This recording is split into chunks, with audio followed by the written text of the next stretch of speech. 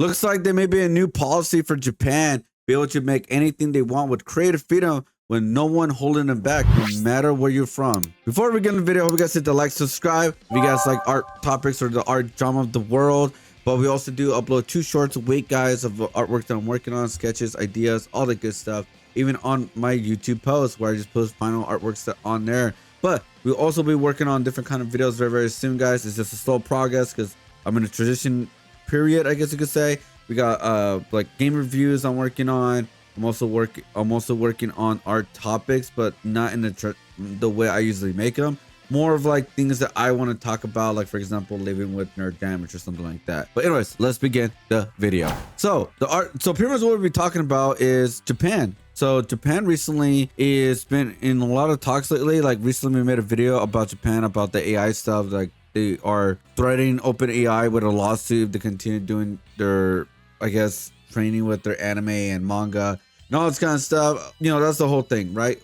There'll be a link in the description below. But there's actually something new that's been going on where they are proposing a new policy for where Japan could make anime from video games, manga, all that kind of stuff without no country kind of holding them back with censorship. Well, because here's what I read from this tweet. It says right here, no interference in creative works. Japan's Ministry of Economy, Trade and Industry had proposed a new policy guidelines to boost the global reach of anime, manga, and games, and film and music while protecting creators' freedom. The plan empathizes a large-scale support direct funding and a firm committing to respect the creative visions of artists. METI hopes to expand Japan's content market overseas 20 trillion yen, 130 billion USD by 2033, giving creators the freedom to innovate and grow the industry internationally. So why are they doing this? Well, if you guys don't know, in a recent time, there has been at least 2 big movies that came out and did phenomenally well, especially in the United States. Like for example, the Chainsaw movie and also the Demon Slayer. So by looking at how big anime has become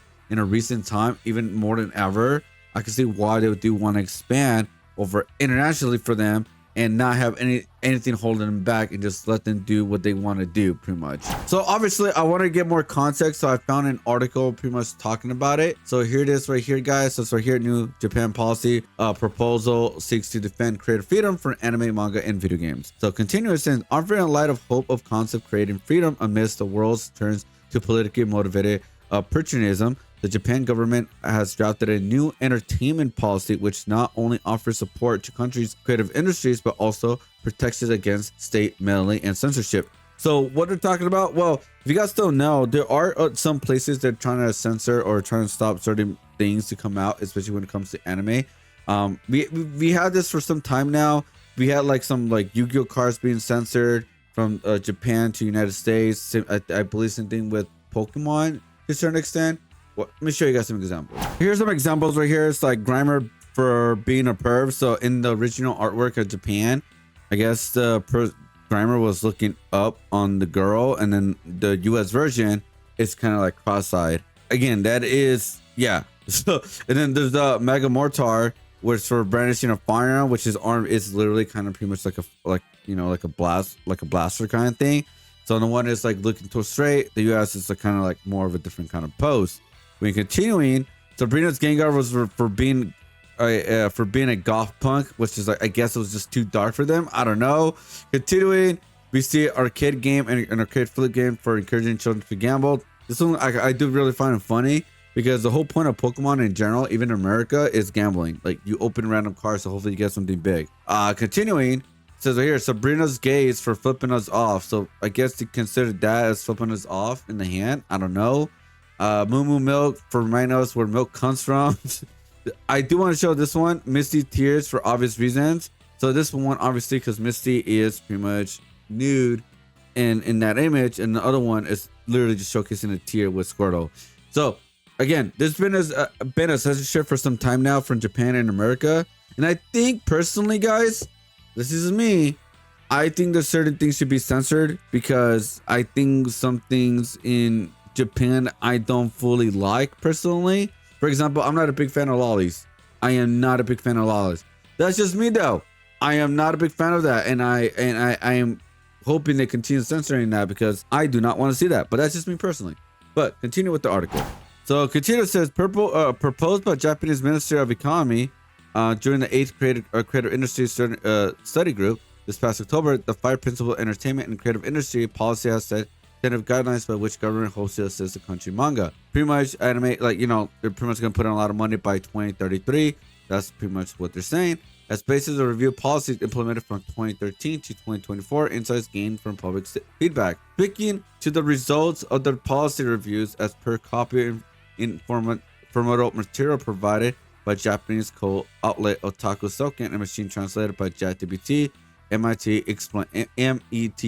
explain. All right, guys, I had to cut that part off because they showcase raised it prepares to go boom. It's an image from Volume 5 from Chainsaw Man. She pretty much is nude. Just in case with, you know, with YouTube how it is, I'm just going to skip the image. Continuing, during the period in which government looked the lead in strengthening support overseas sales expanded, although government budget projects have expanded despite instability and analysis indicates certain positive effects. Wage growth has remained low. Past policies did not lead to sufficient expansion of tangible and intangible assets, stock, labor productivity, in wages did not improve enough. As for public feedback on its efforts, the ministry found that when it came to the government's involvement in said industries, consumers are 3 demands going forward: refrain from interfering in or commenting on the contents of the works it supports, reduce the proportions of government support that goes in intermediaries, increase the share of that directly reaches those engaged in creating and dissemination of the works.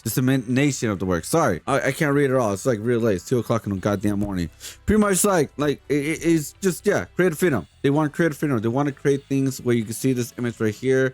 I don't know what that's from, but, you know, like, for example, let me go to the image right here. Hope I can skip it. There we go.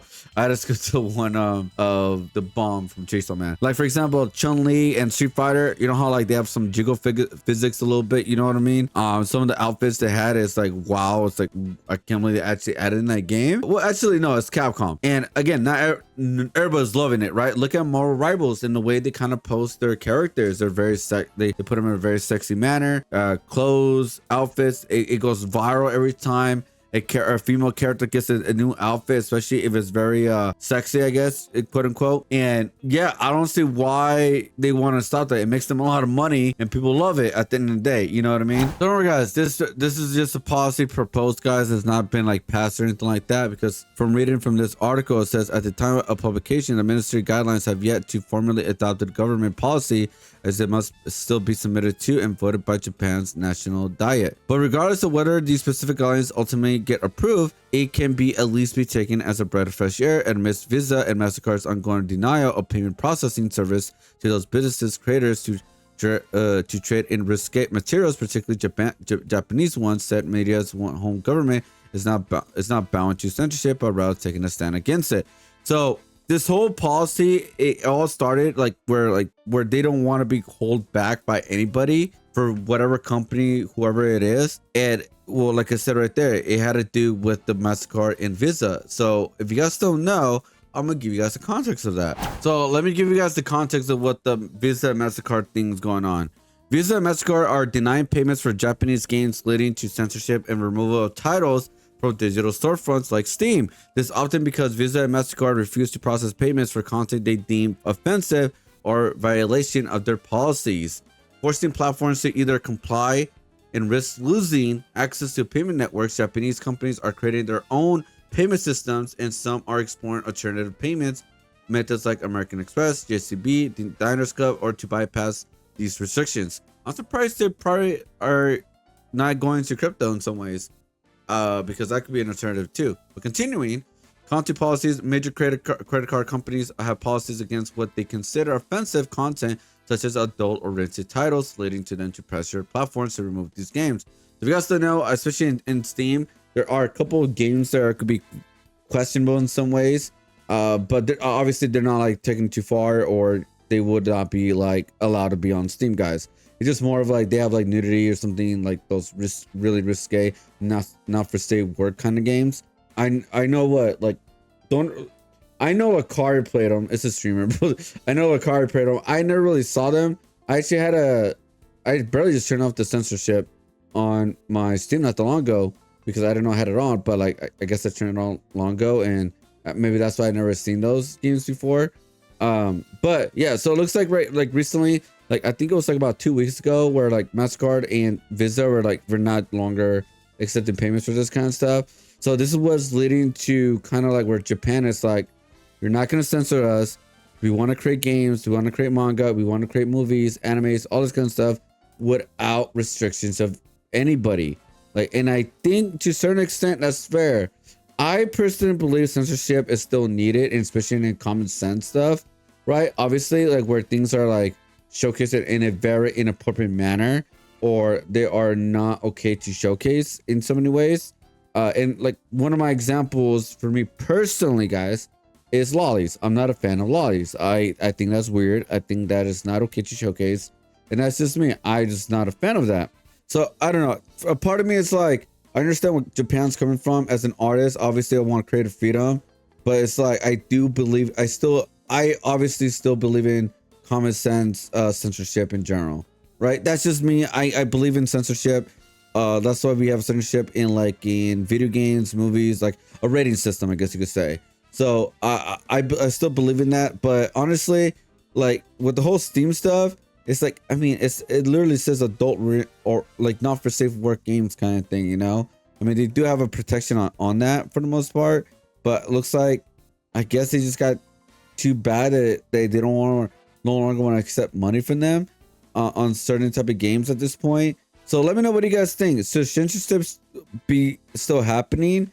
Is Visa and MasterCard are taking it too far? And should we all just kind of go with the belief of full creative freedom, where like nothing holding them back? And the only thing I will say is about censorship, guys, it's like common sense censorship, all right? Where there are things that for sure we should not be showcasing or even promote, all right? I don't even want to say them, but I hope you guys get an idea where I'm coming from about the like where I still want censorship. So yeah, let me know what you guys think about all this, guys. Honestly, I kind of like applaud Japan not bowing down to censorship in some ways, with like, you know, they want creative freedom. I mean, because like I said, they've been doing very well. The movies have been doing very well. Their video games been going very well with like Marvel Rivals, Capcom, like the costumes and all that kind of stuff. So I can see why they want to continue this kind of thing. And yeah, we'll see where this goes. Let's see if this policy actually gets like pursued, actually approved and everything. If that does happen, I will give you guys an update on that for a future video and that kind of thing. But yeah, let me know what you guys think. Do you guys believe in censorship, or do you guys believe in like Japan should have like full creative freedom pretty much when it comes to media? So I'll see you guys in the next video, guys. Hit the like, subscribe, and yeah, I'll see you guys in the next one. Peace out. We're road to 3,000 subscribers. Woo! Woo!